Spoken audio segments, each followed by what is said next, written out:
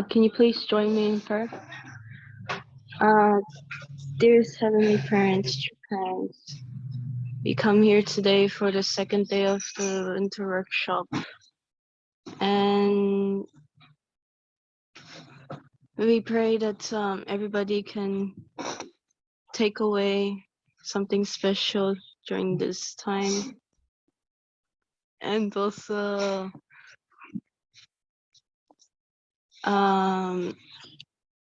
just enjoy as much as we can with each other, even if we're quite far away in distance. And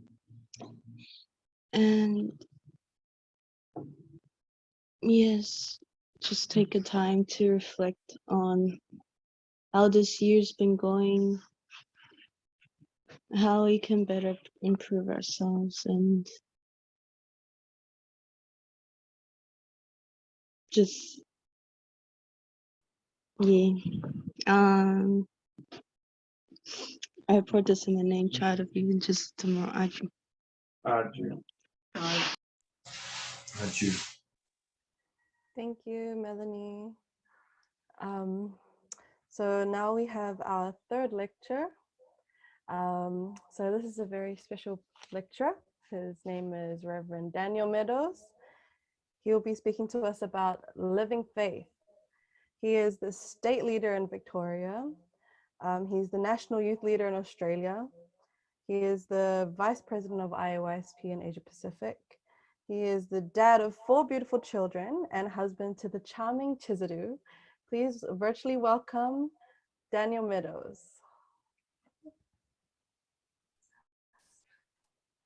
Aju.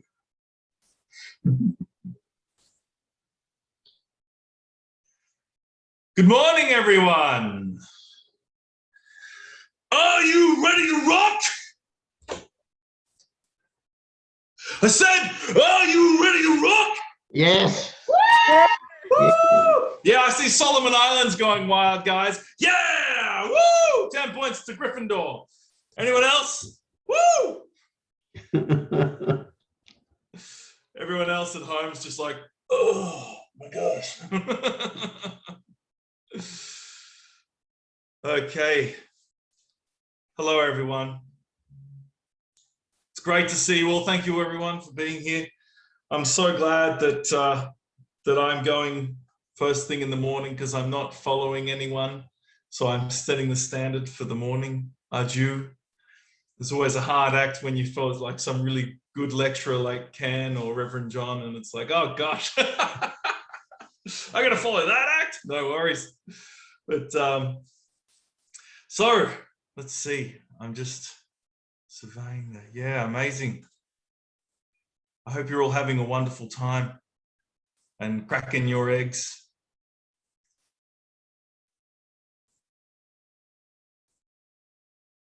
There we go. So living faith is what I'm going to be talking about today. It's not about you. In our journey of life, we really, I think we get, it's easy to mistake that our experience and our feelings and what we come to possess in our daily life, that that's kind of the leading purpose of our life. What we feel and what we experience and how we're going. But what you come to understand is that more important than ourselves is other people. People in our lives are more important than me. And this is one of the fundamental bases of having a healthy life of faith. And True Father gives us a summary of this life of faith. He says, live for the sake of others. Live for the sake of others. It's actually a bit difficult to kind of quantify more concisely what a life of faith is than these words: live for the sake of others. And this has been very much the teaching of all religions. All religions would, or have and do, teach this concept in their own way. Now, why wouldn't I steal? Because you need to consider who you're stealing from. You need to consider the other person before you consider your own desires. Why shouldn't I commit any kind of sin? You'll see that each time it's an investment in the well-being of other people that you do not commit sin. So faith traditions rarely, and I really mean rarely, they rarely ever say, you better look out for number one. You better watch out for me, the big guy. And anytime that they do talk about you taking care of yourself,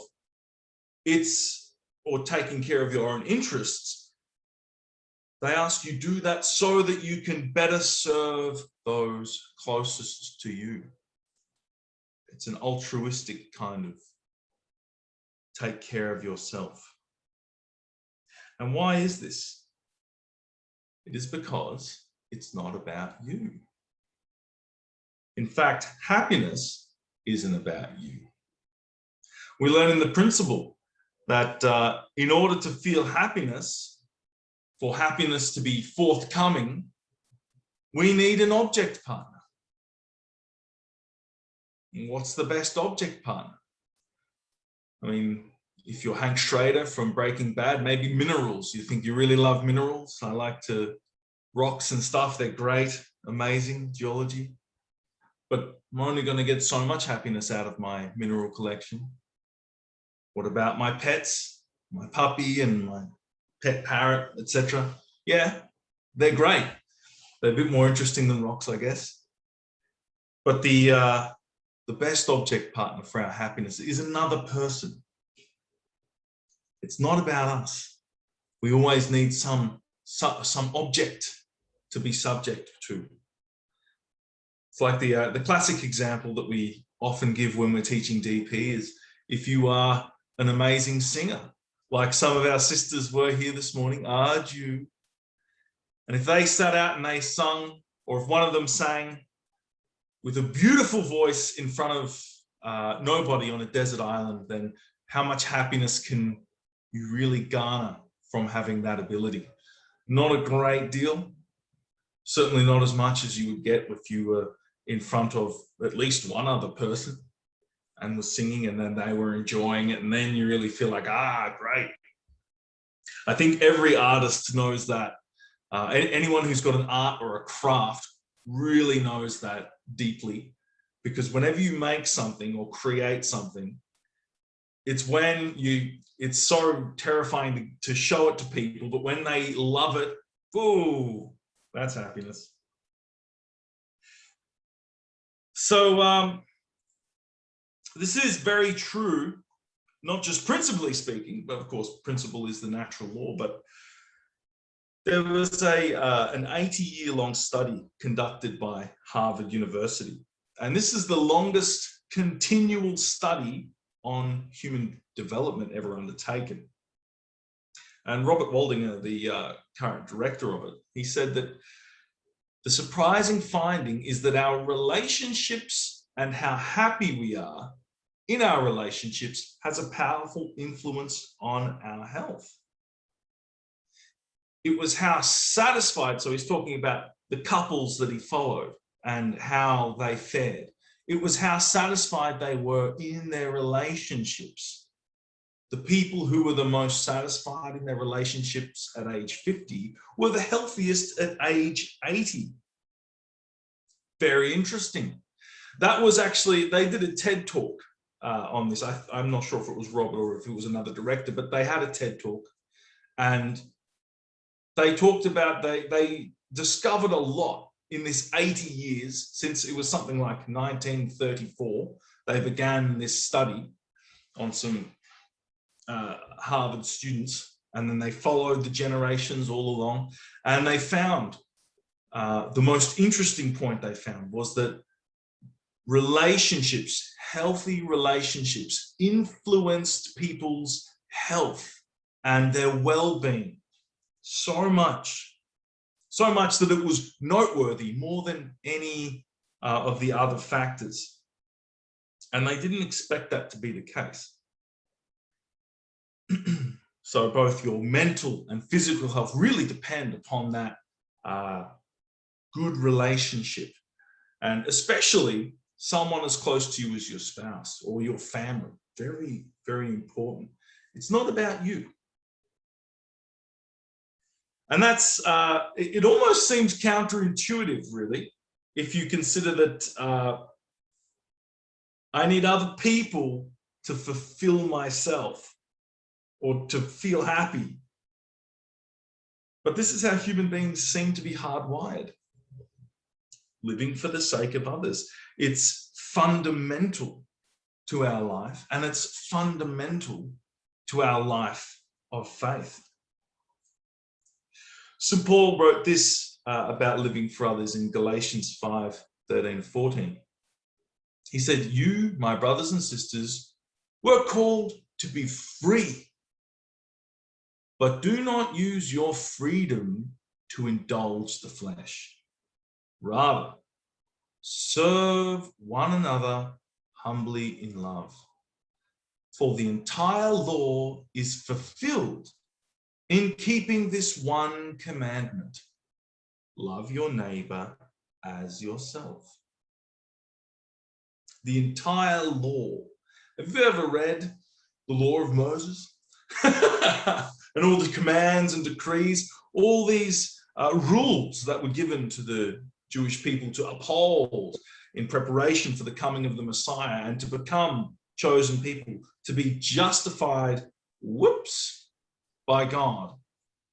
They were given an enormous amount of strict, it's kind of incredible the detail that God had to go to explain to them what was decent behavior. So Paul says, and it's really in line with a lot of Jesus' words, was that, you know, you will fulfill all these laws if you keep the one command: love your neighbor as yourself. So in practice, in living a life of faith, it should underlie all of your activity, because happiness and well-being is based upon how well I am living for your sake. How well am I living for the sake of God? And that's perhaps a trickier question.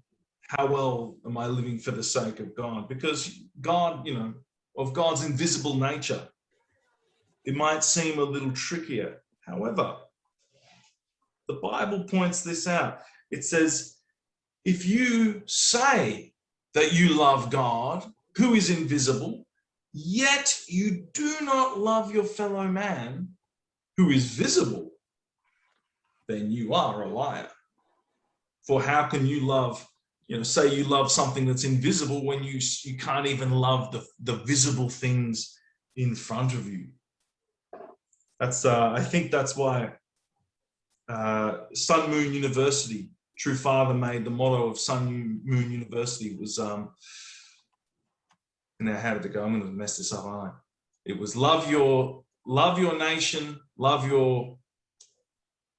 yourself, love your nation, love God. Each one first. So love God, love humanity, and love your country. Ken coming in to save the day. Thank you, sir. Yes. Okay. Thank you. Love God, love your nation, love humanity. Now, the important one first, but the others, if you can't love your nation, how can you love God? If you can't love humanity, how can you love God? If you can't love the other person, how can you be saying, oh, yes, I definitely love God? So they come hand in hand. In order to display your love for God, you ought to love your neighbor. So it makes it clear. it makes it very clear. Love your neighbor to love God. Live for the sake of others. And this, I just want to punctuate this perhaps with a personal story. It was about 1 year before I met the church. I recall, my gosh.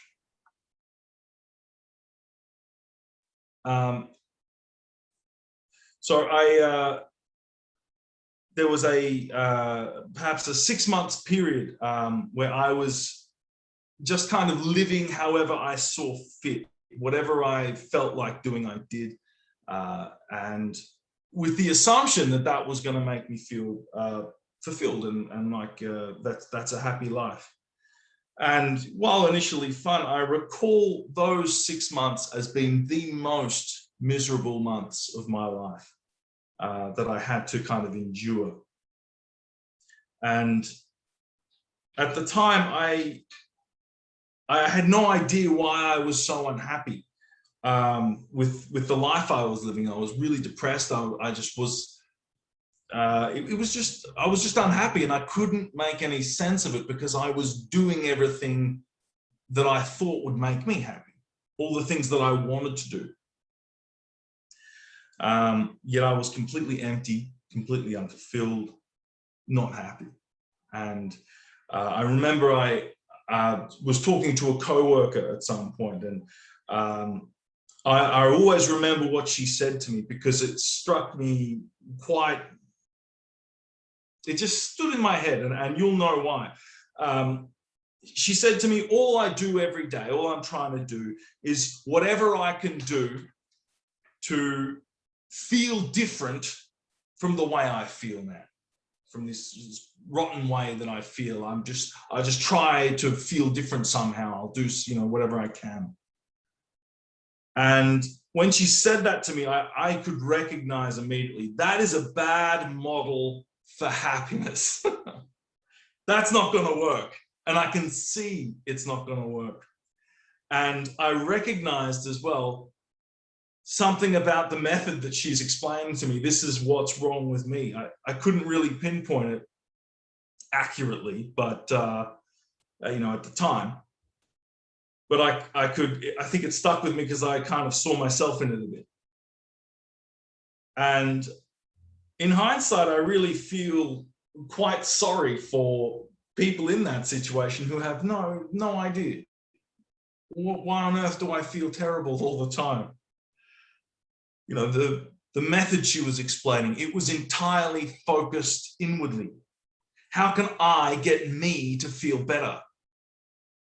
It's counterintuitive, but it doesn't work like that. And like I said, like I could recognize that space she was in was a very difficult one, and I didn't know what the answer was. Not then, anyway. A life of faith isn't about you. It's not about working for just me and figuring out how I'm going to feel better. We'll have a look at Father's words on life of faith.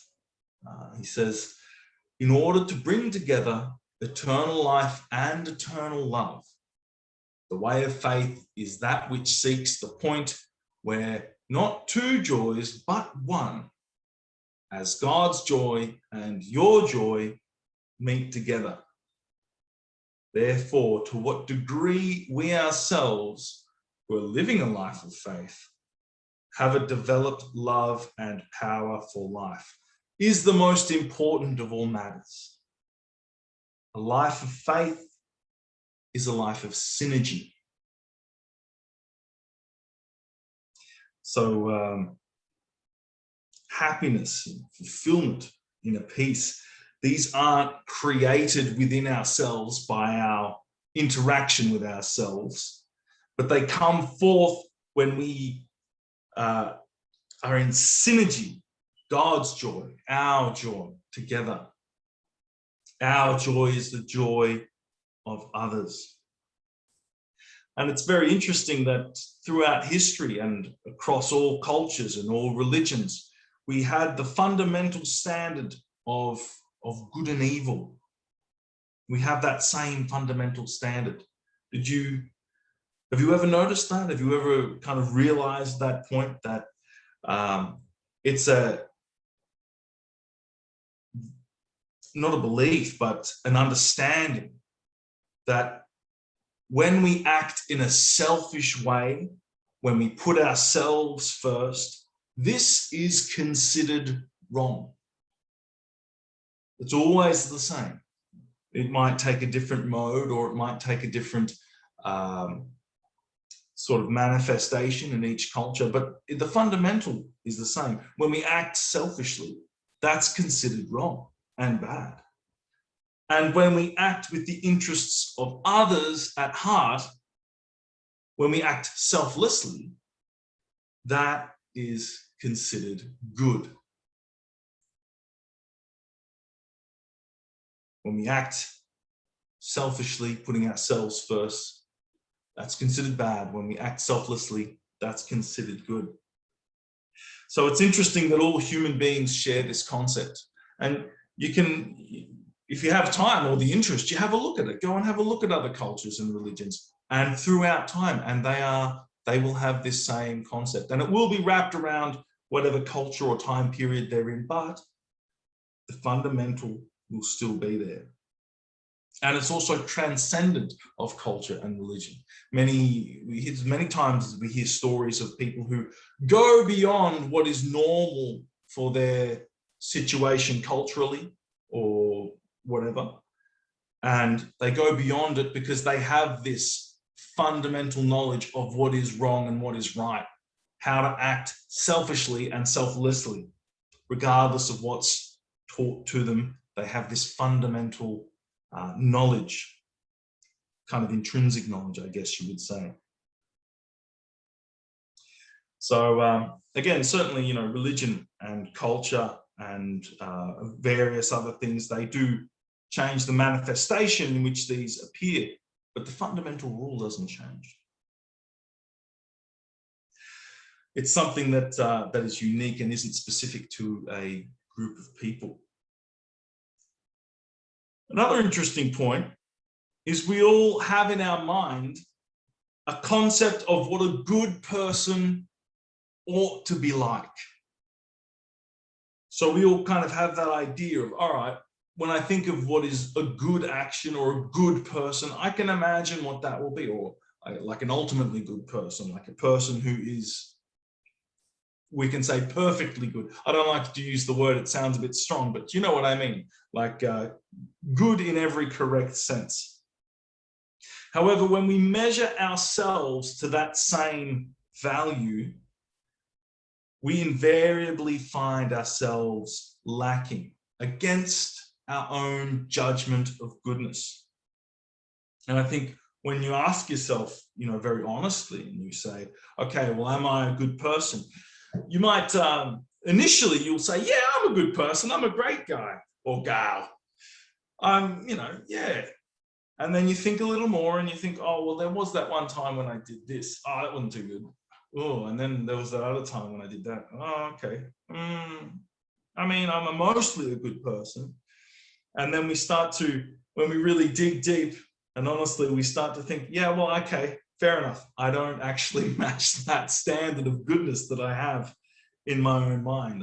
I have, I knowingly have done things that are not good, or in hindsight, I can see, yeah, that wasn't something that was good. Have you ever had to apologize before? It's always a good indication. If you haven't, you should probably apologize. Oh, jokes. But yeah, we find that measurement is within us, that we kind of have that understanding. And it's very strange that we fall short of it. Surely if goodness was just a standard that we set up by our own minds, surely we would reach it, right?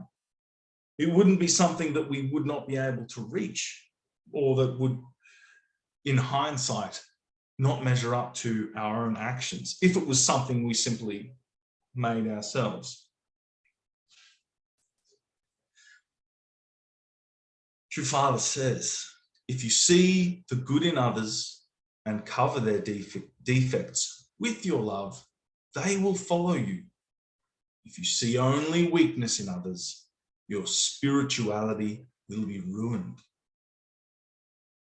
Another similar quote to this is, judge not, lest ye be judged. Not exactly the same, but it's got a similar vibe. We can very easily pick apart the good and the bad and the ugly in ourselves and also in other people. A good step towards being able to forgive yourself and kind of improve yourself is to be able to forgive others and to cover their, as True Father says, cover their defects with your love.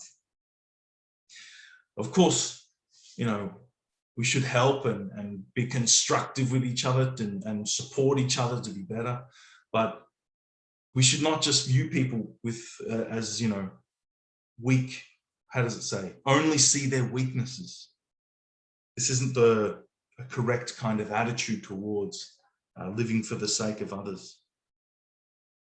So in practice, what we'll find, what I'm sure everyone will find, is that living for the sake of others is actually pretty hard.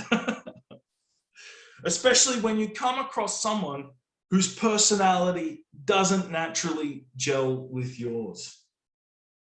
Father talks about you need to learn to love the 12 different types of personality. Now, this isn't actually it. This is Carl Jung's 12 personalities, but I thought it looked cool. And it's interesting that that Father also talked about, he said it's roughly 12 types of personality.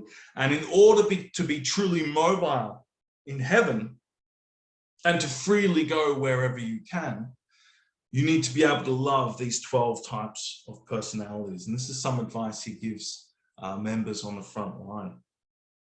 What is the best method to love other people?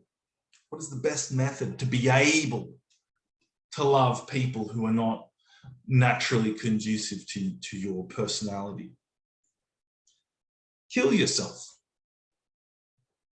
And by that, I mean kill your ego. Starve the ego. Feed the soul.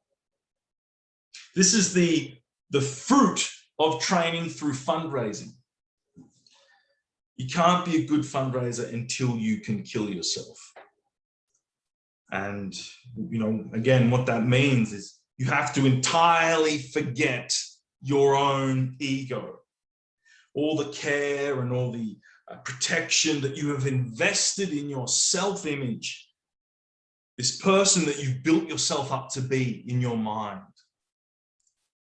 You know, you have to get rid of that. You have to set that aside. You have to kind of kill it in order to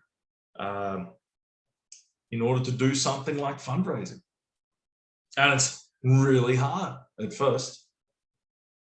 Deliberately taking the beggar's position. This is a difficult thing to do.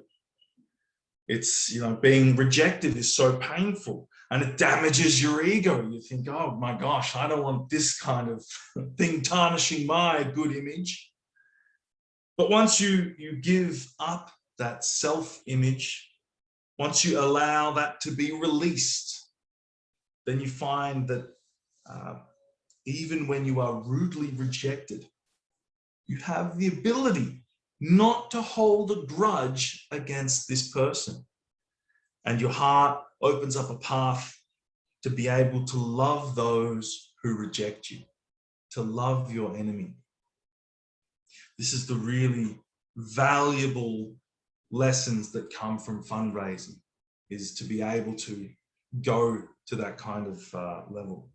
And again, it's something, that's why it's a training, because it's something that doesn't come so quickly or so easily, but you train yourself and you can come to sort of cultivate this ability. So why is that important to learn? Because in time, you will have someone whom at times they will present themselves as your enemy, and that will be your spouse. Of course, not enemy all the time, but you know, no matter who it is, whoever you spend time with, whether it's your best friend or your brothers and sisters or anyone, you'll come into conflict with them. Now, anyone who has a sibling knows that. Especially in the early years of living together with your siblings, you fight a lot, you argue. This is mine. This, it's not yours. Rah rah. You'll fight. You'll argue. You'll come into conflict, and you usually get over it. And after maybe a decade or so, or maybe it takes two. It depends on how long it'll take you. But those conflicts, you overcome them, and then you work it out. I thought that. I kind of had a naive thought, sorry. When I left high school, I wanted to travel Australia, and I wanted to do it with my best mate because I knew he's the only guy that I can really hang out with for a year and not come into conflict with. We're best mates, no problem. And then we actually ended up traveling around Australia. Not just the two of us, but also two other blokes came along. And it only took us as far as South Australia before we got into an argument. And it was such a bad argument that I really hated this guy now. He was my best mate. And now I hated him. And I walked away and I'm like, geez, what happened here? I went back and we worked it out. I apologized and got through it. But that was very interesting to know that even someone who I'd been friends with all through my school, with my best mate, I could come into a conflict with like that. Doesn't matter who it is. If you have to start living together with someone, there's going to be points you won't see eye to eye on, and you're going to have to iron them out. This is why having the ability to kill yourself, like I had to do with when I went and apologized to my friend, even though I still was adamant I'd done nothing wrong. I had to kind of kill myself to a degree, kill my ego off and say, my friendship's more important than this. Get rid of that, go back and become a bit humble, eat the humble pie. Having this kind of ability, having this kind of strategy, very important for when you will come to that adventurous time of having a spouse. So before you start your family life, this is a kind of the most opportune time for you to be able to expand your love.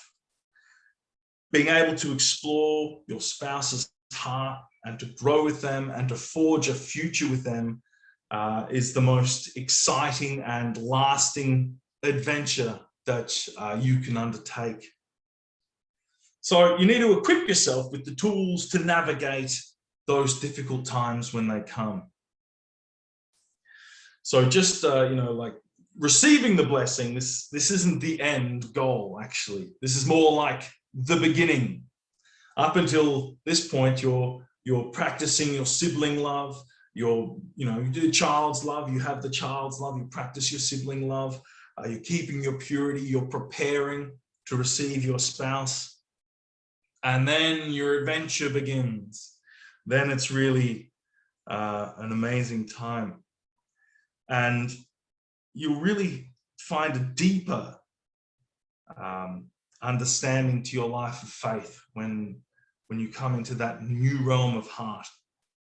And you'll again realize, aha, it wasn't just about me. It wasn't just about what was nice for me and what was good in my life.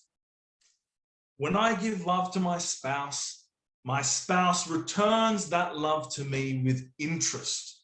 And that is an incredible joy. That is an incredible happiness. And God shares in that love, that new level of conjugal love.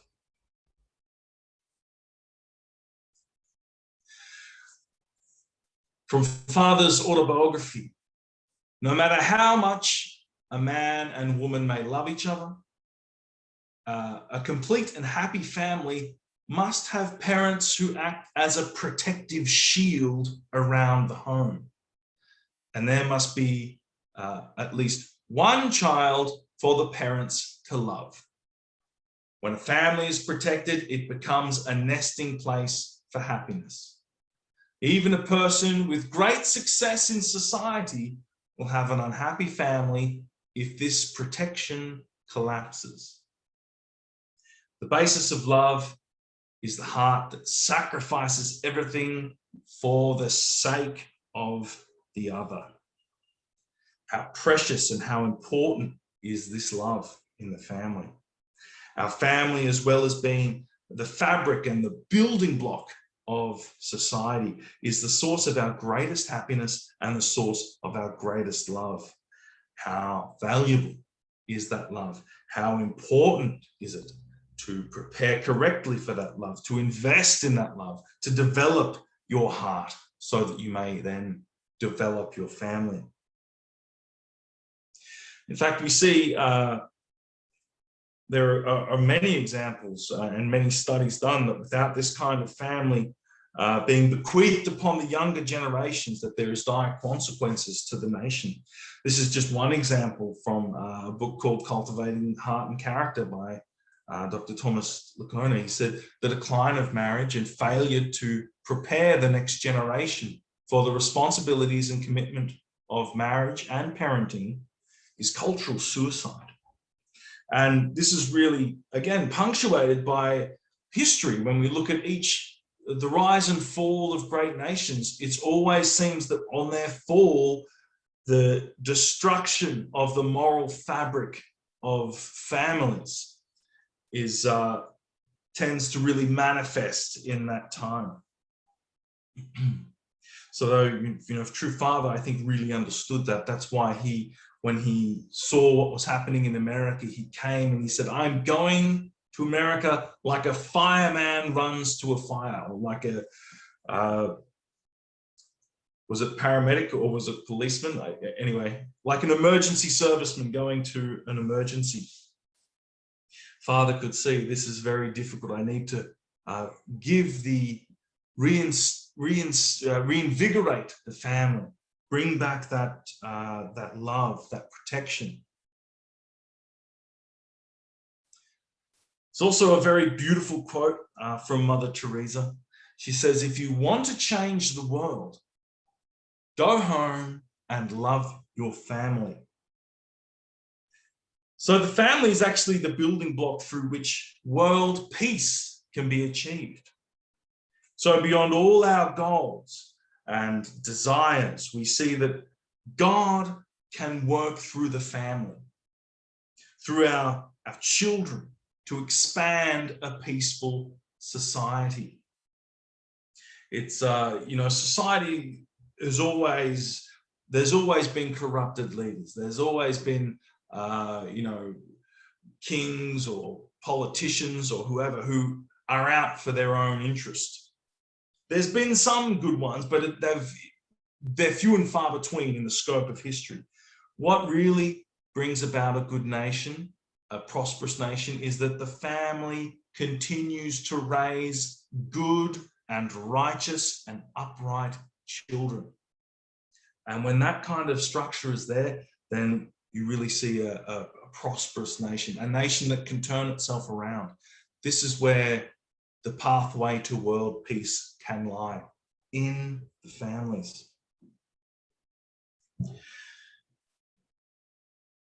So through the development of our parental heart, we can become a parent to more than just our own children, but we can become a parent to all people and to the world as well.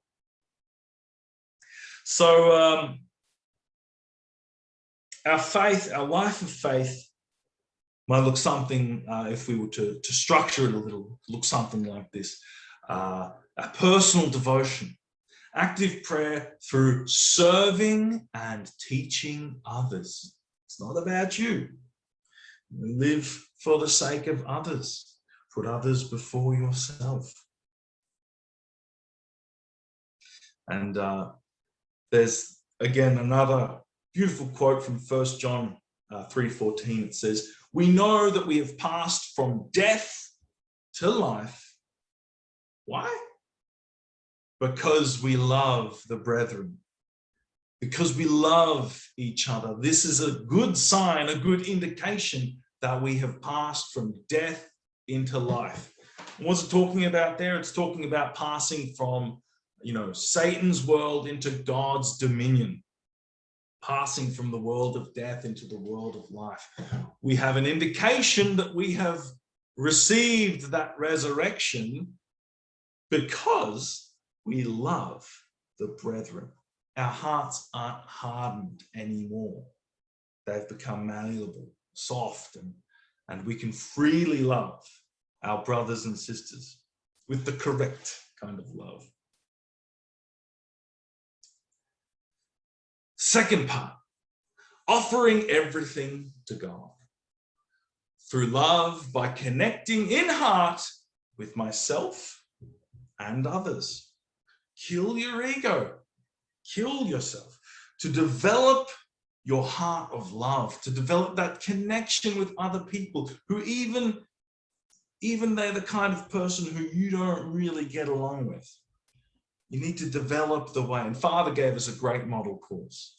You need to develop that way to be able to get rid of your ego, get rid of the facade that you have put up in front of yourself for the purpose of loving and connecting with heart to other people.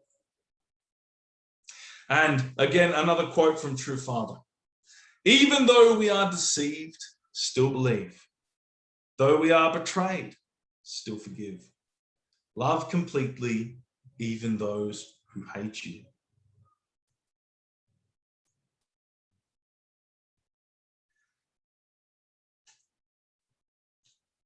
And then the last point, realizing my responsibility by being a parent to others.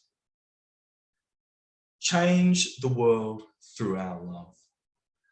As the power of love is a great mover when it comes to changing the world. And you know that when you look at people like Martin Luther King Jr. or again, Mother Teresa, Mahatma Gandhi, people who have really moved the world and made incredible differences by having that kind of parental love. And it doesn't have to be that huge, but you can make a great positive impact, again, by simply loving your family, by creating a good environment for the next generation to grow up in love, in that heavenly love. And Father's